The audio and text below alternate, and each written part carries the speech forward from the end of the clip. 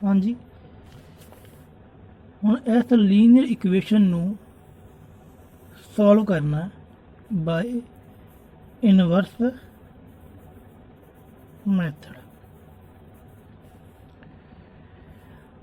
ਹੁਣ ਇਸ ਫਾਰਮ ਨੂੰ ਆਪਾਂ ਲੈਟ ਕਰਾਂਗੇ A matrix into X matrix is equal to B matrix. ਹੁਣ A ਮੈਟ੍ਰਿਕਸ ਕਿਹੜੀ ਹੋਊ ਆਪਣੀ ਕਿ ਜਿਹੜੇ ਵੀ X Y Z ਦੇ ਕੋਐਫੀਸ਼ੀਐਂਟ ਹੈ 1 1 1 1 -2 3 2 -1 1 ਇਹਨਾਂ ਨੂੰ ਅਰੇਂਜ ਕਰਾਂਗੇ ਮੈਟ੍ਰਿਕਸ A ਵਿੱਚ। ए विच कौन है coefficient of variable. X matrix कौन होगा वेरिएबल। मैट्रिक्स बी विच कौन होगा कांस्टेंट। आ फिर अपने की है कांस्टेंट।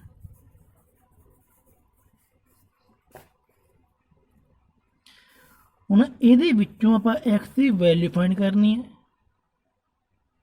x ਦੀ ਵੈਲਿਊ ਫਾਈਂਡ ਕਰਨ ਵਾਸਤੇ a ਨੂੰ ਆਪਾਂ ਰਾਈਟ ਹੈਂਡ ਸਾਈਡ ਲੈ ਜਾਵਾਂਗੇ ਤੇ ਇਹ ਕੀ ਬਣ ਗਿਆ a ਇਨਵਰਸ। ਯਾਨੀ ਕਿ x ਦੀ ਵੈਲਿਊ ਕੀ ਆਊਗੀ x is equal to a inverse into b। ਮਤਲਬ x ਦੀ ਵੈਲਿਊ ਫਾਈਂਡ ਕਰਨ ਵਾਸਤੇ ਪਹਿਲਾਂ ਆਪਾਂ a ਇਨਵਰਸ ਫਾਈਂਡ ਕਰਾਂਗੇ। तो ए इनवर्स आप कल ही गल की थी कि ए इनवर्स किवें फाइंड होगा। ए इनवर्स फाइंड करने वास्ते adjoint of A divide by det of A. Adjoint of A किवें फाइंड होंदा है adjoint of A is equal to transpose of cofactor. Transpose of cofactor. तो सारा पुराना काम रिपीट होगा जो आप कल किया सी। मैट्रिक्स ए है यदा डेट फाइंड करेंगे first row first column first row second column first row third column. इस तरह इनू सॉल्व करांगे कि डेट आऊगा 9 not equal to 0 is non singular matrix।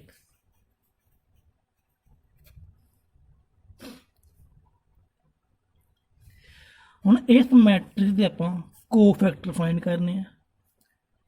पहला कोफैक्टर फाइंड करेंगे फस्ट रो के according. First row first column is equal to minus की पावर 1 + 1। आप कल भी गल की कि ਜਿਹੜੇ पावर ਦੇ ਵਿੱਚ नंबर आते हैं वो होंगे रो एंड कॉलम की एंट्री का सम। कि जी रो एंड कॉलम आप यूज की है इन्होंने दोनों का प्लस यदी पावर उपर चला जाता है। जब ऐ किया एक होर तरीका सी करन दा कि जे इन्होंने दोनों का सम जेकर ऑड होवे तो बाहर की है माइनस लगू। जेकर इन्होंने दोनों सम ईवन होवे तो बाहर की है पॉजिटिव लगू। ਹੁਣ ਉਵੇਂ पहली रो पहला कॉलम छड्ड देना बाकी सारी मैट्रिक्स का डिटरमिनेंट फाइंड करांगे -2 3 -1 1। ਇਹਦਾ डेट फाइंड करांगे -2 -3 +1। Same first row second column find करांगे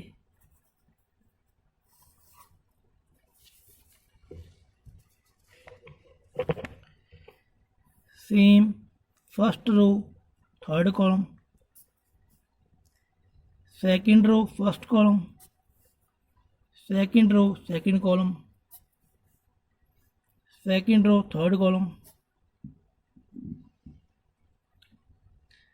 again third row first column third row second column third row third column. ये सारे की है कोफैक्टर। ਇਹ ਆਪਾਂ ਕੱਲ੍ਹ ਵੀ ਕੀਤੀ ਸੀ। ਹੁਣ ਇਹਨਾਂ ਕੋਫੈਕਟਰ ਤੋਂ ਆਪਣਾ ਐਡਜੁਆਇੰਟ ਆਫ ਏ ਫਾਈਂਡ ਹੋ ਜੂ। ਉਹ ਕਿਵੇਂ? Adjoint of A transpose of cofactor. The transpose means row and column interchange 1 5 minus 1 5 3। जो रो है ये की बन गया? कॉलम बन गया। सेम आ रो आ कॉलम बन जाएगा, आ रो आ कॉलम बन जाएगा। ठीक है। हम A inverse is equal to adjoint of A divide by det. So adjoint ਤੇ ਡੈਟ, ਇਹਦੇ ਵਿੱਚ ਐਡਜੁਆਇੰਟ ਆਫ ਏ ਡੈਟ। ਹੁਣ ਜਿਹੜੀ ਫਸਟ ਇਕੁਏਸ਼ਨ ਆਪਾਂ ਸੋਲਵ ਕੀਤੀ ਸੀ ax is equal to b, ਇਹਦੇ ਵਿੱਚੋਂ x ਦੀ ਵੈਲਿਊ ਫਾਈਂਡ ਕੀਤੀ ਸੀ a ਇਨਵਰਸ ਇਨਟੂ b। ਹੁਣ ਇੱਥੇ ਆਪਾਂ ਪੁੱਟ ਕਰ ਦਾਂਗੇ ਮੈਟ੍ਰਿਕਸ। a ਇਨਵਰਸ ਕਿੰਨਾ ਸੀ ਆਪਣਾ 1/9, it is matrix into b। ਹੁਣ ਇਸ ਮੈਟ੍ਰਿਕਸ ਦੀ ਆਪਾਂ ਮਲਟੀਪਲਾਈ ਕਰ ਦਾਂਗੇ। First row first column 3 - 4 10, second row first column 5 3 15 -2 -4, third row first column 3 3 या 9 3 2 या 6 -3 × 2 -6, ये आउटसाइड 1/9। इन्हें सॉल्व कर दो। मैट्रिक्स के अंदर की बचा है 9 9 9, जो बाहर 1/9 पे है इनू अंदर मल्टीप्लाई कर दो। Mean 9 × 1/9 1, again 9 × 1/9 1 1। It means x y z the value ਕਿੰਨੀ ਹੈ 1 1। ਇਹ एक्स वाई जेड कितों आया? क्योंकि आप एक्स मैट्रिक्स की वैल्यू फाइंड की है is equal to A inverse into B. X matrix आप की लैट किया x Y Z.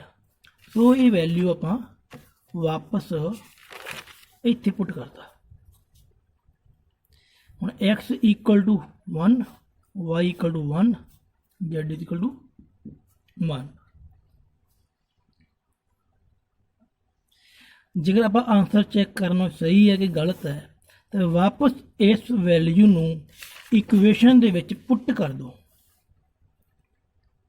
x1 y1 z1 1 + 1 + 1 3 is equal to right hand side. इत्थे पुट करो 1 - 2 + 3 3 + 1 4 4 - 2 2। इत्थे पुट करो 2 - 1 + 1 2।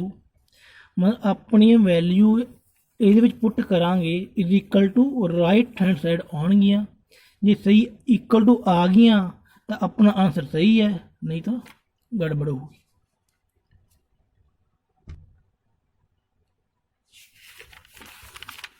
हुण इहदे विच एक होर सवाल है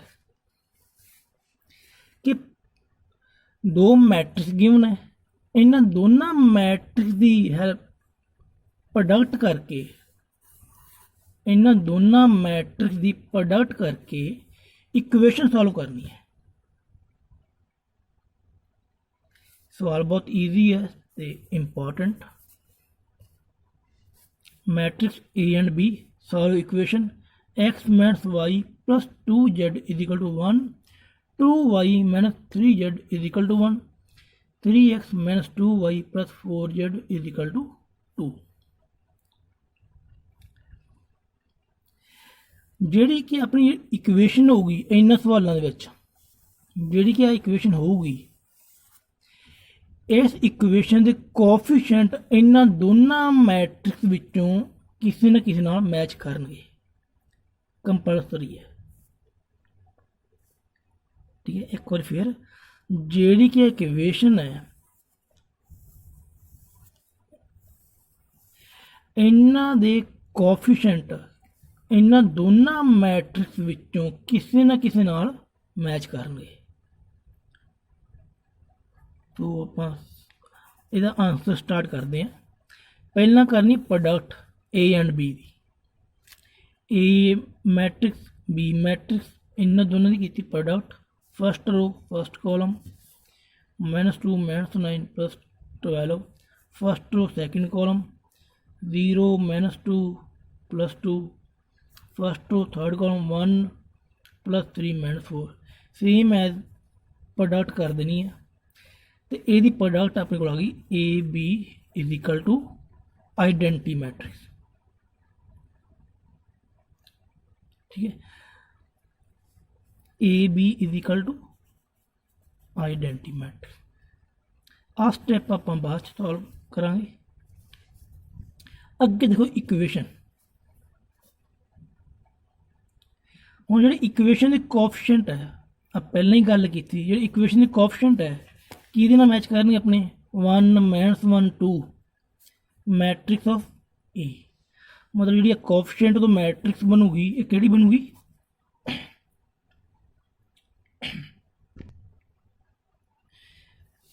मतलब कि इन्हां कोएफिशिएंट तो मैट्रिक्स बनूगी ए। जे यही कोएफिशिएंट अपने बी नाल मैच कर जाते तो मैट्रिक्स बन जाती बी। जे यही कोएफिशिएंट अपने बी नाल मैच करते तो मैट्रिक्स बन जाती बी। फिलहाल एक कोएफिशिएंट अपने ए नाल मैच कर गए, इनू आप की नाम दिता ए। जिहड़ा वेरीएबल है XYZ इनू नाम देता मैट्रिक्स ऑफ एक्स। जो अपने कॉन्स्टेंट सी 1 1 2 इनू नाम दिता सी। हुण इस ही लीनियर कॉम्बीनेशन नू आपां लिखांगे AX = C।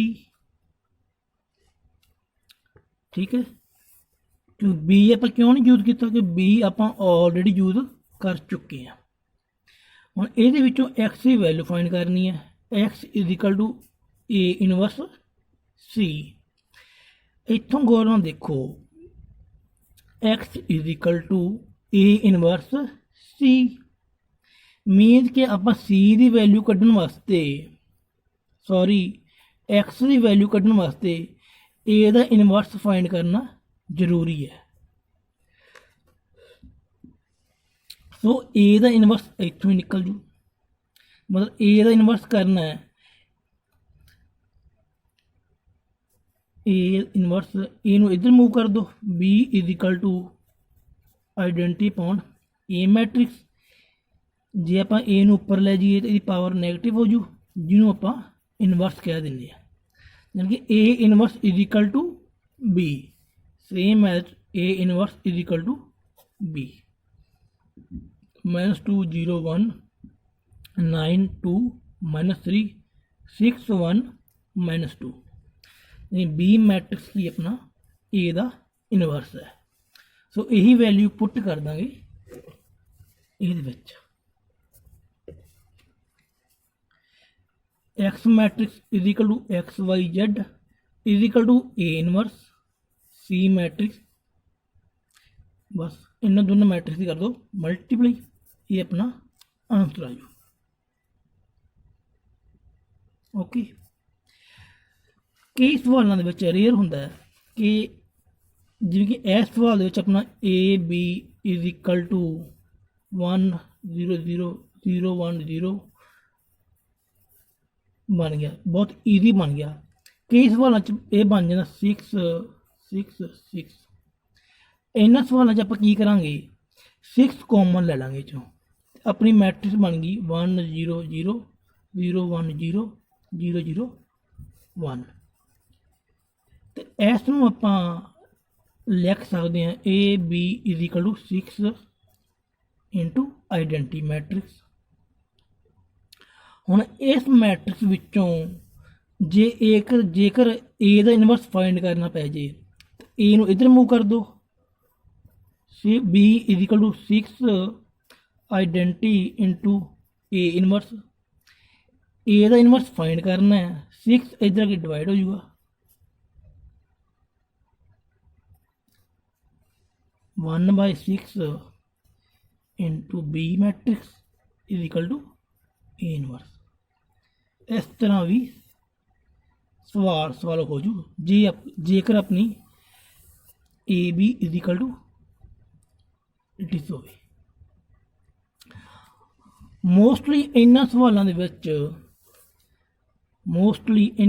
ਵਿੱਚ ਜਦੋਂ ਆਪਾਂ ਨੂੰ ਦੋ ਮੈਟ੍ਰਿਕਸ ਦੀ ਪ੍ਰੋਡਕਟ ਦਿੱਤੀ ਹੋਵੇ ਤੇ ਲੀਨੀਅਰ ਇਕੁਏਸ਼ਨ ਸੋਲਵ ਕਰਨੀ ਹੋਵੇ ਉਦੋਂ ਆਪਣੀ ਪ੍ਰੋਡਕਟ ਹਮੇਸ਼ਾ ਕੁਝ ਇਸ ਤਰ੍ਹਾਂ ਹੀ ਬਣੂਗੀ ਆਈਡੈਂਟੀ ਦੀ ਸ਼ੇਪ ਵਿੱਚ, ਆਈਡੈਂਟੀ ਮੈਟ੍ਰਿਕਸ ਦੀ ਸ਼ੇਪ ਵਿੱਚ।